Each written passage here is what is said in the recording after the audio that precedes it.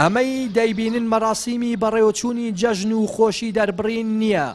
لێکەم ڕۆژی جەژنی ڕەمەزانی پیرۆز بەشێک لە چالاکوانانی مەدەنی و مامۆستایانی ناڕازی لە سنووری ئیدارەی ڕاپەڕینە لە بەرامبەر خراپی و دۆخی ژیان و فەوتانی موچەکانیان و بێباکی حکوومەت و دەسەڵات گرت بوونەتەوە.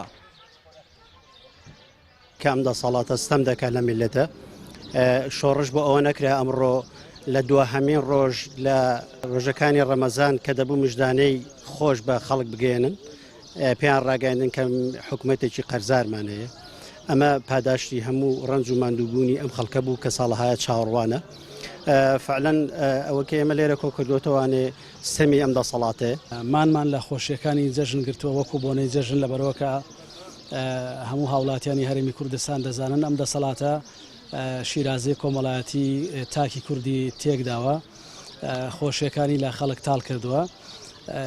ئێمە ئەگەر ئەمە دوا پەیامیش نەبێ پەیامێکی ئاگادارکردنەوەیە پەیامێکی هۆشداریە بە دەسەڵاتی شکست خواردوی حکوومەتی هەرێمی کوردستان کە ئێمە وەک دەستەکانی ناڕازی وە گروپەکانی فشار وەک چالاکەوانان وەک مامۆستایانی ناڕازی خۆمان ڕێک دەخینەوە بۆ ئەنجامدانی چالاکی جۆرا و جۆر بە میکانیزمی تازە بە گوتاری تازە. چالاکوانان و هاوڵاتیان ئاماژە بەوە دەکەن حکوومەتی هەرێم لە ڕێگای دوایین پەیامی سەرۆکەکەیەوە شکستی حکومڕانی ڕاگەیاندووە و ناتوانن چارەسەری گرفت و قەیرانەکان بکەن. بۆیە پێویستە هاوڵاتیان چیتر بێدەگ نەبن لە ئاستی مافەکانیان. قسەکانی سەرۆکی حکوومەتیش دامپێدانانە بە شکستێکی ئاشکرا و فەشەلێکی ئاشکرای ئەم دەسەڵات و حکومڕانێتیە. ئەگەر هەرچی ئۆباڵی ئەم تاوانانەش بخاتە پێش ئەستۆی پێشووتری دەتوانێت بێنە دادگایان کاوە بۆ خەڵک ڕوون بێتەوە.